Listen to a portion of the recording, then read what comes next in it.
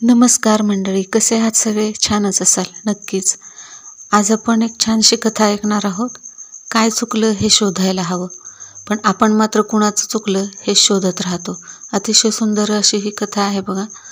मला फॉरवर्ड झालेली आहे व्हॉट्सअपला. तीच कोण लेखक आहे काही मला माहिती नाही, तर अतिशय छान लिहिणाऱ्याने पण खूप सुंदर लिहिलं आहे. तर ऐकूयात.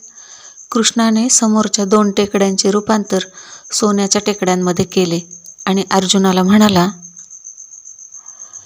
हे सगळे सोने गावकऱ्यांमध्ये वाटून टाक. अट एकच, एकूण 1 सोने तू दान केले पाहिजेस.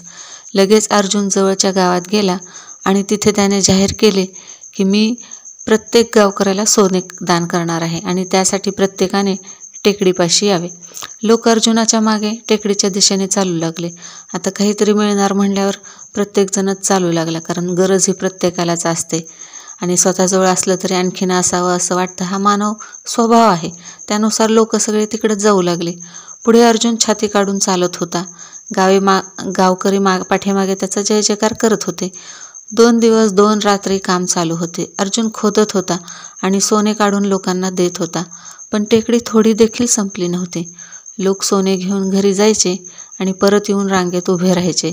आता अर्जुन अगदी दमून गेला होता, पण त्याचा अहंकार त्याला माघार घेऊ देत नव्हता. शेवटी त्याने कृष्णाला सांगितले की बास, आता यापुढे मी काम करू शकत नाही. मग कृष्णाने कर्णाला बोलावले आणि सांगितले की या 2 सोन्याच्या टेकड्या आहेत, त्या तू लोकांना दान करून टाकायच्या. लगेच कर्णाने पंचक्रोशीतील गावकऱ्यांना बोलावले आणि सांगितले, या 2 सोन्याच्या टेकड्या तुमच्या आहेत. एवढे सांगून कर्ण तिथून निघून गेला. लोक सोने वाहून नेऊ लागले. अर्जुन चकित होऊन पाहत बसला. हा विचार आपल्या मनात कसा काय आला नाही, या प्रश्नाने त्याला अस्वस्थ केले. कृष्ण मिश्किलपणे हसला आणि म्हणाला, अनवधानाने का होईना तू सोन्याकडे आकर्षित झालास ना. तू गर्वाने प्रत्येक गोष्ट गावकऱ्याला देऊ लागलास, सोने वाटू लागलास, जणू काही आपण उपकार करतो अशा थाटात तू दान करत होतास. कारण कुणाला देताना आपण करतो ही भावना खूप मोठी असते आणि तिथंच तो अहंकार दडलेला असतो. कर्णाच्या मनात असले काहीही नव्हते. त्याने दान केले आणि तो निघूनही गेला. आपले कोणी कौतुक करते, गुणगान गाते हे पाहण्यासाठी देखील तो तेथे थांबला नाही, कारण सोनं तर त्या गावकऱ्यांनाच द्यायचं होतं. मग कसं का नाही ना, ते आपण देण्यापेक्षा त्यांनी स्वतः नेलेलं बरं. कारण शेवटी कसे मानव स्वभाव आहे, कधीतरी कळतच ना त्याला की आता बास. व्यक्ती प्रकाशाच्या मार्गावर चालत असल्याचे हे लक्षण आहे. देणगीच्या बदल्यात लोकांनी आपले कौतुक करावे, शुभेच्छा द्याव्यात, आपल्याला चांगलं म्हणावं, आपलं नाव हवं, आपल्याला धन्यवाद द्यावेत, असं अपेक्षा आपल्या मनामध्ये येतेच ज्यावेळेस आपण कुणाला तरी देत असतो. परंतु निरपेक्ष दान असावं आणि ते सत्पात्रे पण असावं. कुठल्याही परताव्याची अपेक्षा न ठेवता दान करावं.